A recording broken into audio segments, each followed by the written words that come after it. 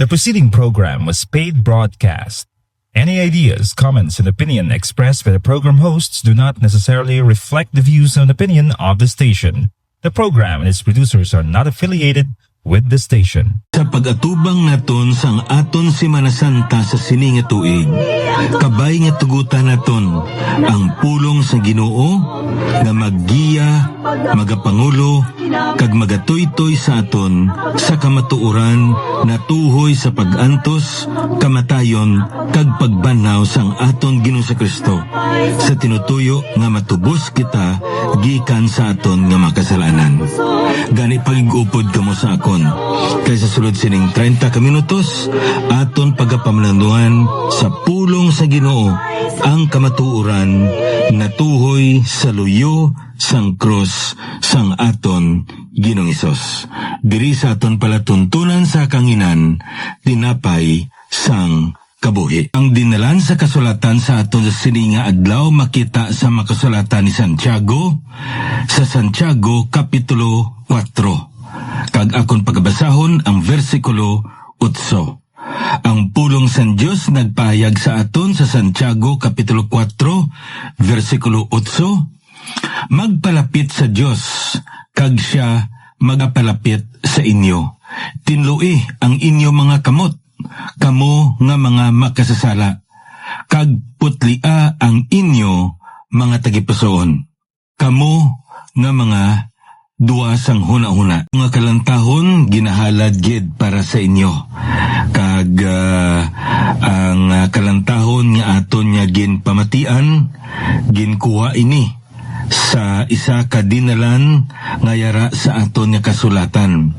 Psalm 139 verse 1. O Lord, thou hast searched me and known me. Katahom sa sini balang kalantahon kay pangamuyo ini nga ang Ginoo magausisa sa aton. Ang butsilingon sini nga kilalahon gid sang Ginoo kun ano kita, sino kita. Kag di naibaluan nato no nga ang ina nga mga pululungon naibaluan gid naton nga ang aton nga Ginoo nakakilala gid sa aton. Ang botsilingon sini nga paagi sini aton man nga makita kung sino ang Dios kag subong man kung ano kita sa iya nga atubangan. Katahom sini blakay ang handom sang sini nga manugamba nga manginputli ang iya kabuhi. Kag naibaluan niya nga yara siya sa sala, kag wala na sa iban pa nga makatinlo sa iya gikan sa iya makasalanan, wala na sa iban pa nga makahilway sa iya sa gapos sang sala, kundi ang aton Ginoo.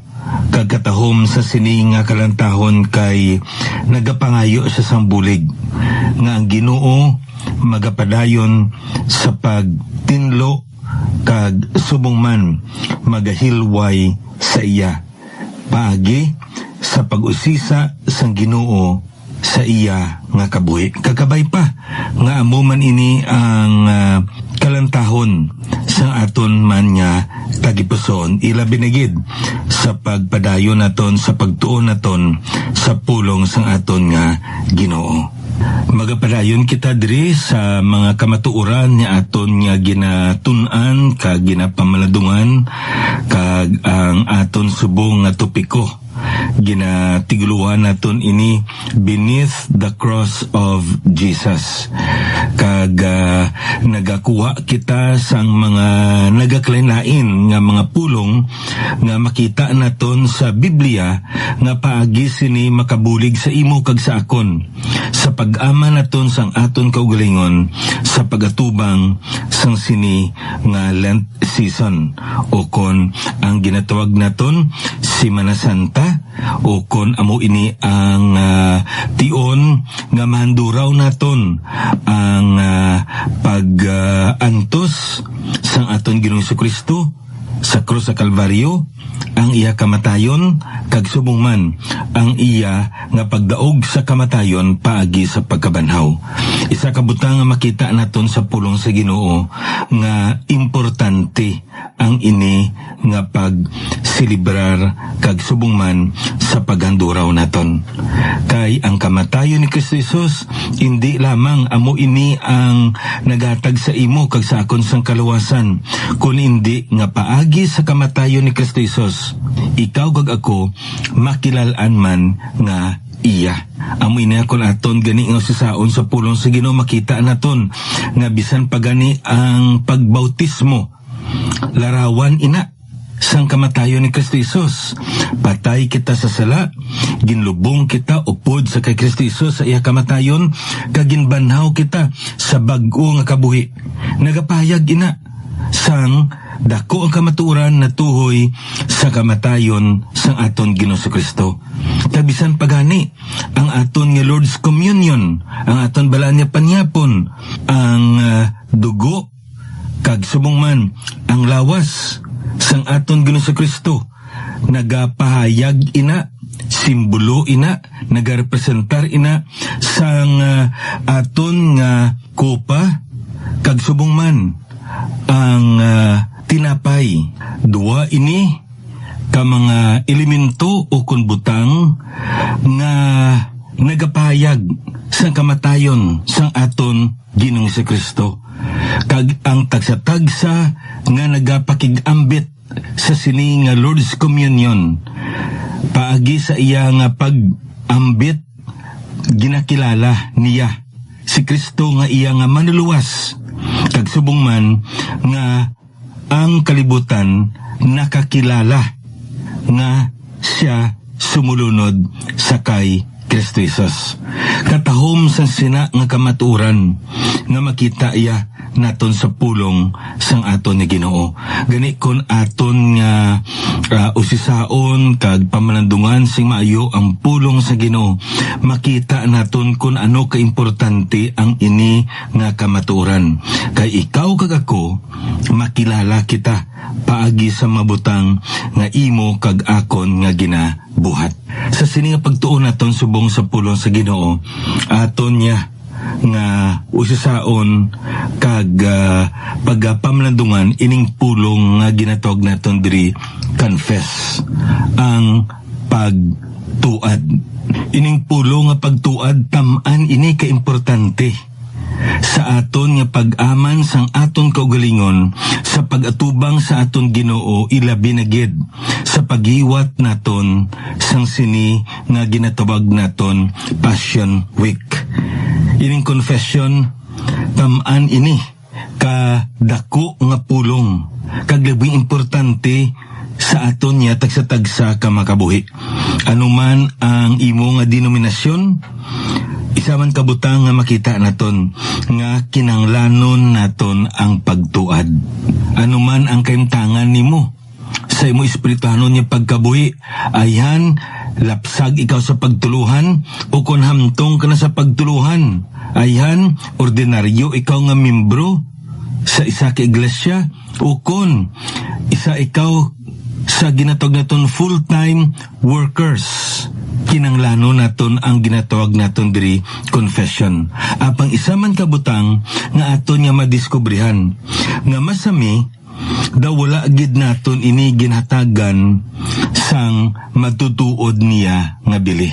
Nagapahayo kita patawad sa aton nga public prayers, bisan pa sa aton nga private prayers, kag labi na gid sa aton pastoral prayers. Masamig hambal kita, Ginoo, patawara kami sang amon mga sala namon paagi sa amon mga pangunahuna, paagi sa amon mga buhat, kag paagi sa amon nga ginapamulong, na wala sing sala sa sina nga mga halambalanon sa pagpangamuyo naton. Ang labing importante lang dira nga taga naton sa matutuod nga bili ang ina nga pangamuyo naton. Sometimes we don't do justice on this particular phrase when we pray. Pero naibaluan naton nga tamaan niya ka importante. Da katulad bala sang isa ka pastor no nga ginimo na gid ni nga punto sa iyang pagpangabudlay sa iya nga iglesia. Kung magpangamusta gani siya sa isa ka utod, kag pamangkuton niya ini. Utod, kamusta ka? Kag kung magambal ang iyang membro sa iyang okay gid pastor. Sa bugay sa Ginoo, maayo man pastor. Ang madason niya na pamangkot, ano ka okay ang okay mo? Ano ka maayo ang maayo mo? Kag masami, nagauntat ang iya kuno nga membro. Kag pagkatapos sina, may mga butang nga iya nga mapambit sa iya nga pastor. Mga problema, mga pagpanghangkat, mga pagtilaw nga nag-abot sa ila kaboy. Kaya nga aman, masami mo kita sina. Gambal kita nga okay, pero hindi kita okay. Gambal na lang kita okay, kaya hindi kita gusto nga pabugatan ng iba niya tao. Gambal kita nga okay kita, kaya hindi kita gusto nga mabalaan sa iba niya tao ang mga problema ta.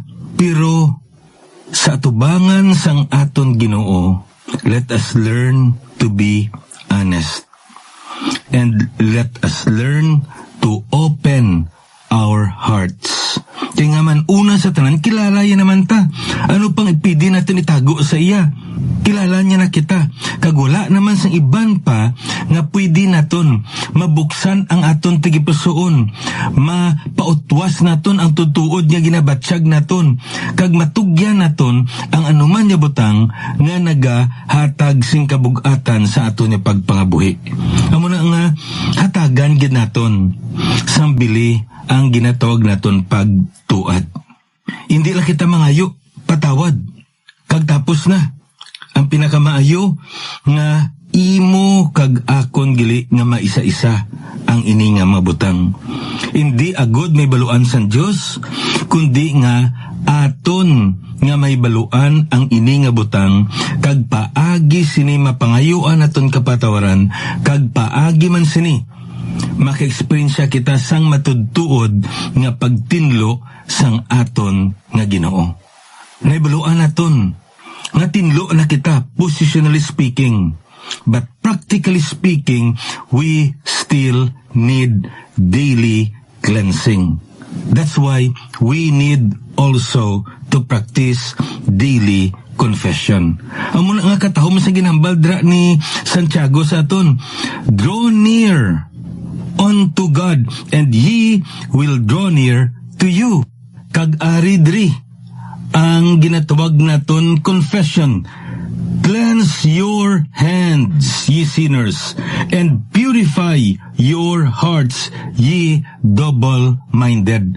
Ang pulong dra nga cleanse your hands, purify your hearts. Tinlui ang inyong mga kamot, kag paputlia ang inyong tigipusoon. Ang kamatuoran dra nga gusto itudlo ni Santiago sa imo kag sa akon, nga mahimo naton ini sa aton espirituhanon nga kabuhi paagi sa pagtuad. Kapos lang. Kung ini tani nga butang, literal. Makuha lang kita digto habon, kag ibaso na to ng aton nga kamot sa tubig, kag tapos sina butangan naton sa habon, kag tinluan liwat, o kon aton nga hinawan liwat, bunlawan naton ini abi, tinlo na. Pero espirituhanon ang kamatuoran diri ginatudlo ni Santiago sa aton. Sa aton nga mga binuhatan nga dapat tinluan ta paano ini? Paagi sa pagtuad. Amo ni importante gali ang ginatawag naton confession. Kaya nga man, diri naton makita nga ang pagtuad bahin ini sa pag-aman naton, sa pagpalapit naton sa tiilan sang aton nga Ginoo. Pwede man kita makapalapit nga wala kita nagatuad sang aton nga mga sala, pero may butang ikaw nga na-miss out. May butang ikaw nga hindi mo ma-experience yan. kumpara sa isa ka tumuluo nga nagpalapit sa tiilan sang Ginoo nga nagtuad anay sang iya nga mga kasalanan. Amuna nga importante ang ginatawag naton confession. Sa naunang 1, Kapitulo 1, versikulo 9, isa ini siya sa labing common gid kilala nga dinalan sa kasulatan. Kung magambal kita sa pulo nga pagtuad, ano ang ginambal ni Juan sa aton dira? Kung ituad ta ang aton mga sala, matutom kag matarong siya nga magapatawad sang aton mga sala, kag magatinlo sa aton sa tanan nga pagkadi matarong.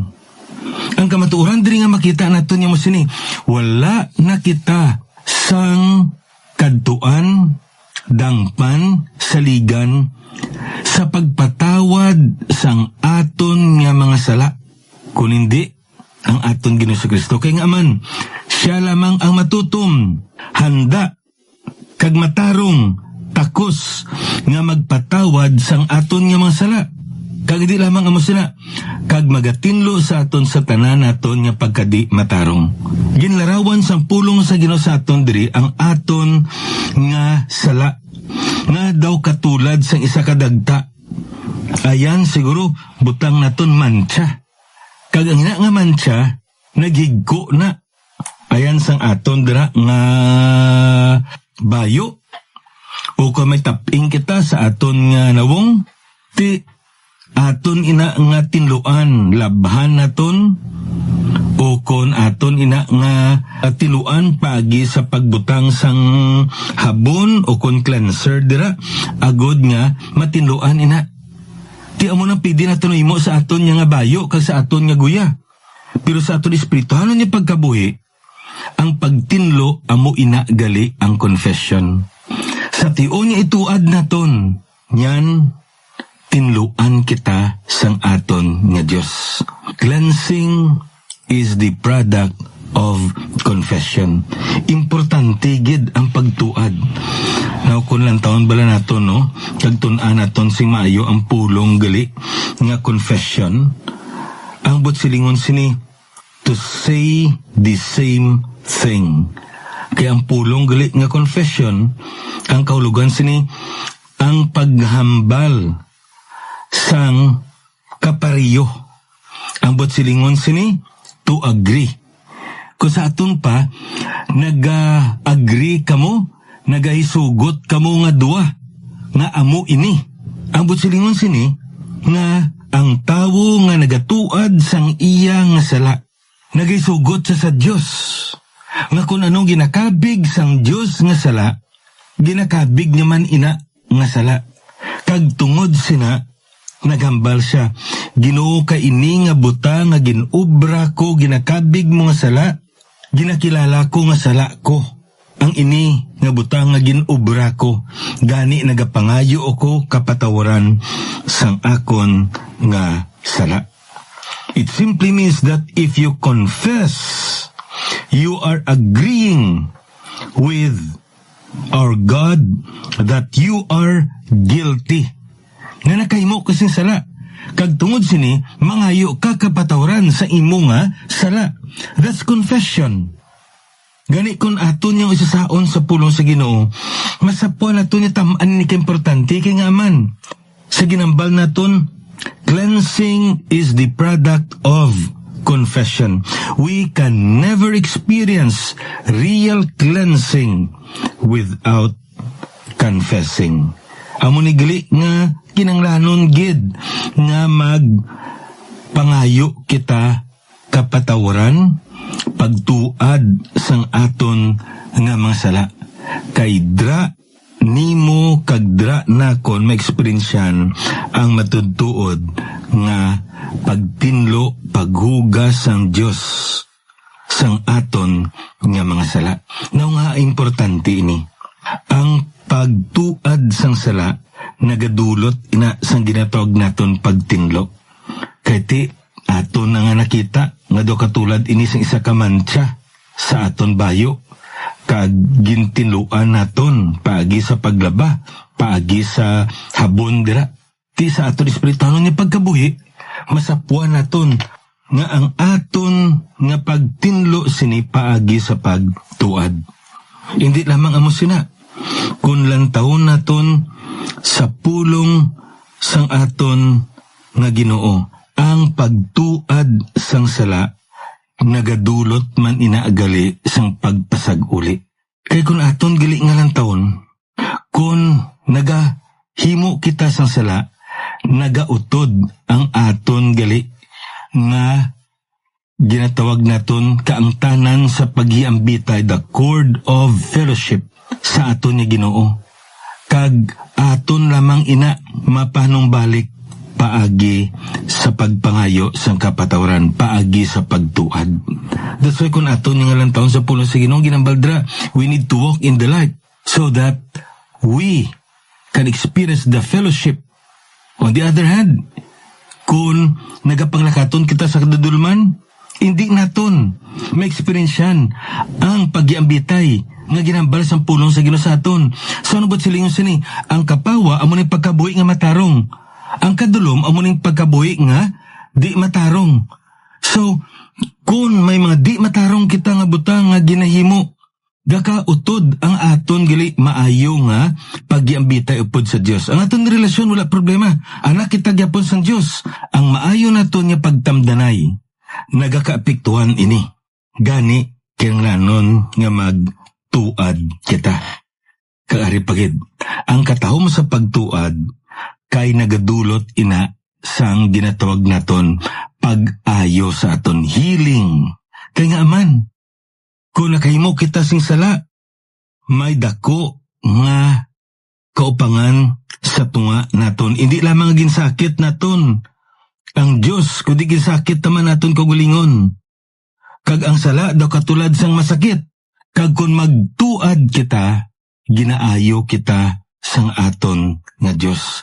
Katahom sini, ang isa kadako nga ginatawag naton healing amo sini. Kung kay balo kita magtuad sang aton nga sala, makasarang man kita magpatawad sang sala sang iban nga nahimo batok sa aton. Why? Confession brings healing.